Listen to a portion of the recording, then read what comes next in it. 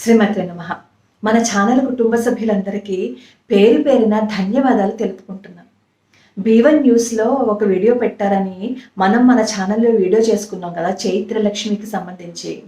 బాపనోళ్ళం మేము మాంసం తింటాము అని చెప్పి 29 నిమిషాలు వీడియో చేశారు కదా! ఆ వీడియో చూసిన వాళ్ళందరూ కూడా స్పందించి అక్కడికి వెళ్ళి కామెంట్స్ పెట్టడము, రిపోర్ట్ కొట్టడము చేశారు. ఈరోజు ఆ వీడియో తీసేశారు అని చెప్పి నాకు మెసేజ్ పెట్టారనమాట. మన ఛానల్ కుటుంబ సభ్యులే. చాలా సంతోషంగా అనిపించింది. అసలు ఆ ఛానల్ మీద మనం కేసు వేయాలి. కాకపోతే ఏంటంటే ఎలక్షన్స్ కదా, ఎలక్షన్స్ అయిపోయిన తర్వాత వేద్దాము అని చెప్పి మా స్నేహితురాలు చెప్పడం వల్ల నేను కూడా కొన్ని రోజులు ఆగవలసి వచ్చింది. కానీ భగవంతుడి దయ వల్ల, మీ అందరి సహకారం వల్ల మనం ఈ విజయాన్ని సాధించగలిగాం. ఇది చిన్న విజయంగానే అని అనిపించవచ్చు, కానీ మనందరం కలిసి చేసాం. మనందరం కలవడం వల్ల ఒక ఛానల్ నుంచి మన ధర్మాన్ని మంట కలిపేసే మాటలు ఏవైతే ఉన్నాయో ఆ మాటలు మాట్లాడిన వీడియోని సామాజిక మాధ్యమం నుంచి తొలగించారు. ఇంకా దానికి సంబంధించి 2 వీడియోస్ ఉన్నాయి. ఒకటేమో ఈహెచ్ఏ ఛానల్ వాళ్ళు చేసిన వీడియో ఒకటి, దానికి సంబంధించిన షార్ట్లు ఒకటి. ఈ వీడియో చేసినప్పుడు కొంతమంది బాధ కూడా పడ్డారు. పాపనోళ్ళైతే మాంసం తింటే మీకేంటండి అంత బాధ? చిన్నపిల్ల, ఆ అమ్మాయికి ఇష్టమైంది, తింది. మా ఇంటి దగ్గర బ్రాహ్మణులు కూడా మాంసం తింటారు, ఇంకా మాకంటే ఎక్కువ తింటారు అని చెప్పి నాకు మెసేజ్లు పెట్టారు. ఒక చిన్న మాట అడుగుతాను, ఏమీ బాధపడకండి.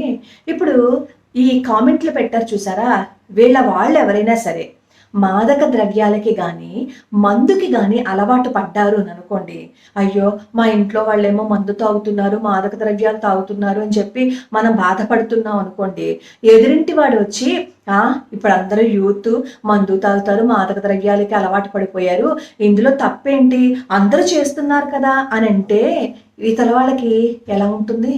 ఒళ్ళు మండిపోతుంది కదా. అంటే అక్కడ చేస్తున్నది తప్పైతే వాళ్ళు వచ్చి మళ్ళీ దీన్ని గొప్పగా చెప్తున్నారని చెప్పి బాధ కూడా కలుగుతుంది కదా. అలాంటి బాధే నాకు కూడా కలిగింది. ఎందుకంటే ఒక కమ్యూనిటీని పట్టుకుని మాంసం తింటున్నారు అని చెప్పి వీడియో చేసినప్పుడు అలాంటి బాధతోటే నేను కూడా ఈ వీడియో చేశాను. బ్రాహ్మణుల మీద జరుగుతున్న దాడి మాత్రమే కాదు, ఇది హిందూ ధర్మం మీద జరుగుతున్న దాడిగా నేను చెప్పాను. అయితే బ్రాహ్మణులు మాంసం తింటున్నారు అని ఎవరైతే కామెంట్లు పెట్టారో వాళ్ళు ఎదుటి వాళ్ళని నిలదీసి అడగచ్చు కదా. ఎప్పుడైనా సరే ప్రశ్నిస్తే మాత్రమే ఎదుటి వాళ్ళు చేసేది తగ్గుతుంది. అప్పుడు అంటారు, ఎదుటి వాళ్ళని మనం ఏమైనా ప్రశ్నించామనుకోండి వాళ్ళు ఏమైనా ఊరుకుంటారా అని. ఊరుకున్నారా ఊరుకోలేదా పక్కన పెట్టండి. మనం ప్రశ్నించలేదు అని అనుకోండి, ఇవి ఇంకా ఎక్కువైపోతాయి. ఎప్పుడైతే మనం ప్రశ్నించడం మొదలుపెట్టి వాళ్ళని దూరంగా ఉంచడం చేశాము అని అనుకోండి, ఖచ్చితంగా మార్పు అనేది వచ్చి తీరుతుంది. మనమేమి యుద్ధం చేయక్కర్లేదు, కానీ చెడు జరుగుతున్నప్పుడు, తప్పు జరుగుతున్నప్పుడు ఎప్పుడైతే ప్రశ్నిస్తామో అప్పుడు మార్పు ఈ సమాజంలో మనం తీసుకురాగలుగుతాం. మీ అందరికీ మళ్ళీ పేరు పేరున ధన్యవాదాలు తెలుపుకుంటున్నాను. ఆ ఈహెచ్ ఛానల్ వాళ్ళ లింక్ నేను కింద ఇస్తాను, అక్కడ కూడా వెళ్ళి మీ స్పందనని తెలియచేయండి. ఈ ఒక్క వీడియోస్లో మాత్రమే కాదు, మన హిందూ ధర్మానికి విఘాతం కలిగించే ఏది కనిపించినా సరే వెళ్ళి అక్కడ మీ స్పందనని తెలియచేయండి. అలా తెలియచేస్తే మాత్రమే మనం ఇలాంటి సమస్యల నుంచి బయటపడతాం. ఎవరో వస్తారు ఏదో చేస్తారని ఎదురు చూసి మోసపోకుమా అని ఒక పాట ఉంటుంది. ఎవరో వస్తారు ఏదో చేస్తారని చెప్పి మన ఆగటం కంటే కూడా మన ఇంట్లోంచే మనం ప్రయత్నం మొదలు పెట్టామని అనుకోండి, ఏ పనిలో అయినా సరే విజయం సాధించవచ్చు. సరే, ఇప్పుడు ఇంకొక సమస్య అదేంటి అంటే, ఇప్పుడు ఏ పార్టీలో అయినా సరే, ఏ ఫంక్షన్స్లో అయినా సరే డీజే మ్యూజిక్ అది వింటుంటేనే గుండె ఆడిపోతుంది.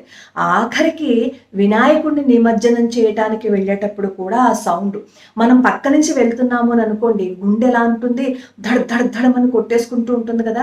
ఇది ఇప్పుడు ఎందుకు చెప్తున్నాను అంటే, మొన్న రీసెంట్గా మహారాష్ట్రలో జరిగింది. ఏప్రిల్ 14వ తారీఖున జరిగిందనమాట. అక్కడ ఒక నాయకుడికి సంబంధించి ఏదో ఫంక్షన్ జరుగుతుందట. అక్కడ డీజే మ్యూజిక్ అని పెట్టారట. 250 మందిని ఆసుపత్రిలో జాయిన్ చేశారట. ఎందుకు జాయిన్ చేశారు అంటే, అక్కడ పెట్టిన మ్యూజిక్ చాలా పెద్ద సౌండ్తో పెట్టేశారు అనమాట. మన చెవి ఎంతవరకు అయితే గ్రహించగలదో దానికి మించి వాళ్ళు సౌండ్ పెట్టారు. అంటే ఒక్కొక్కసారి ఏమవుతుంది అంటే, మన చెవి ఏదైతే సౌండ్ని గ్రహించగలదో దానికంటే ఎక్కువ సౌండ్ ఉంటే కర్ణభేరి పగిలిపోతూ ఉంటుంది. అంత సౌండ్ పెట్టినందువల్ల అక్కడ పాల్గొన్న వాళ్ళందరికీ ముందు ఏమైందిట, మెదడు మొద్దుబారిపోవటం మొదలైందిట. ఆ తర్వాత వీళ్ళందరినీ తీసుకువెళ్ళి హాస్పిటల్లో జాయిన్ చేయవలసి వచ్చింది. అంటే ఇది ఎందుకు చెప్తున్నాను అంటే, ఏదైనా ఫంక్షన్ జరిగేటప్పుడు కానీ, ఏదైనా కార్యక్రమాలు జరిగేటప్పుడు కానీ ఇదివరకు ఏమయ్యేది, సంప్రదాయబద్ధంగా సంగీతాన్ని పెట్టేవారు. ఆ సంగీతం వినడానికి ఎంత హాయిగా ఉంటుంది, చెవులకి బాగుంటుంది, వాళ్ళకి ఉపాధి కల్పించినట్లుగా ఉంటుంది, మనం చూడటానికి కూడా ఎంతో ఆనందంగా అనిపిస్తుంది, కంటికి మంచిది, చెవికి మంచిది, మనసుకి కూడా మంచిది సంప్రదాయబద్ధంగా ఉన్న సంగీతాన్ని పెట్టుకుంటే. ఆ సంగీతాన్ని పూర్తిగా మనం వదిలేసి ఈ డీజే మ్యూజిక్స్ని పెడుతున్నారు. ఇప్పుడు ఆ డీజే మ్యూజిక్ పెట్టినప్పుడు ఆరోగ్యంగా ఉన్న వాళ్ళైనా సరే అక్కడ దగ్గరగా సౌండ్ బాక్స్ దగ్గరికి వెళ్ళి చూడండి, గుండె దడ దడ దడ దడ దడ దడ కొట్టుకుంటూ ఉంటుంది. అలా కొట్టుకుంటే కొన్ని రోజులకి ఏమైపోతుంది చూడండి. ఏ ఫంక్షన్స్లో అయినా పాల్గొన్నప్పుడు కొంతమంది ఇలా మ్యూజిక్స్లో డ్యాన్స్లు అవి చేసినప్పుడు ఒక్కొక్కరికి హార్ట్ ఆగిపోయింది, వాళ్ళు ప్రాణాలు పోయాయి అని చెప్పి అంటూ ఉంటారు. ఎందుకంటే సౌండ్ ఏదైతే ఉందో అది వాళ్ళు భరించలేరు. నీటి కాలుష్యం ఎలాగో శబ్ద కాలుష్యం కూడా అలాగే కొంతవరకు మాత్రమే మనం భరించగలుగుతాం. కాబట్టి ఇలాంటి సౌండ్స్ ఏదైనా పెడుతున్నప్పుడు మన చెవిని భరించలేకుండా ఉన్న సౌండ్స్ను మనం వింటున్నప్పుడు దగ్గరికి వెళ్ళి చెప్పడంలో తప్పేం లేదు, ఇది కరెక్ట్ కాదు, మీరు తగ్గించండి అని. ఎప్పుడైనా ప్రశ్నించటం మొదలు పెడితేనే ఏ సమస్యకైనా పరిష్కారం దొరుకుతుంది. ఎందుకు, బస్సులో వెళ్తున్నప్పుడు చాలా మంది దీన్ని గమనించే ఉంటారు. ఆ డ్రైవర్ ఏం చేస్తారు తెలుసా, మధ్యలో ఫోన్ మాట్లాడుతూ ఉంటారు. కనీసం 15 నిమిషాలు 10 నిమిషాలు ఆ ఫోన్ మాట్లాడుతూ ఉంటారు. ఆ వెనకాల కూర్చున్న వాళ్ళు ఎవరైనా సరే కొంచెమైనా స్పందిస్తారా? స్పందించరు. వాళ్ళందరూ కబుర్లు చెప్పుకుంటారు. అయితే అప్పుడు మీరు మాట అడుగుతారు నన్ను, మీరు ఏమైనా స్పందిస్తారా అని. అవును, నేను బస్సు ఎక్కాను అని అనుకోండి, నిజంగానే ఆ డ్రైవరు 1 నిమిషం ఫోన్ మాట్లాడితే నేను ఫోన్ లేని వదిలేస్తాను. కానీ 10 నిమిషాల సేపు 5 నిమిషాల సేపు అలా ఫోన్ మాట్లాడితే నేను లేచి వెళ్ళి చెప్పి వస్తానమాట. మా పిల్లలు కూడా అంటారు, ఎందుకమ్మా అలా వద్దమ్మా అని.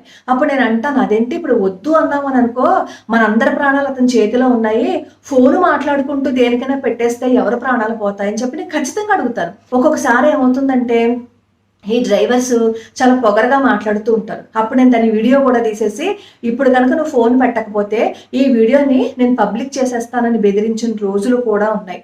కాబట్టి ప్రశ్నించటం మొదలు పెట్టండి. ప్రశ్నించాము అని అనుకోండి, ఖచ్చితంగా ఇలాంటి తప్పులు జరగవు. ఇవన్నీ మనకి నష్టం కలిగించేవి, మనకి కష్టం కలిగించేవి. ఆ కష్టం నష్టం కలిగించేవి అని మనకి తెలిసినప్పుడు మనం ఎందుకు ప్రశ్నించాం? మనం ఏమనుకుంటాం అంటే, మనం ప్రశ్నించాము అంటే ఎవరైనా ఏదైనా అనుకుంటారేమో అని అనుకుంటాం.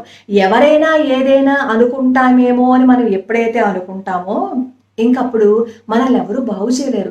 తర్వాత ఏదైనా నష్టం కలిగిందనుకోండి, ఎవరైనా ఏమైనా అనుకుంటారేమో అని ఆగిపోయాం కదా, దానివల్ల ఈ నష్టం వచ్చిందని చెప్పి జీవితాంతం బాధపడాలి.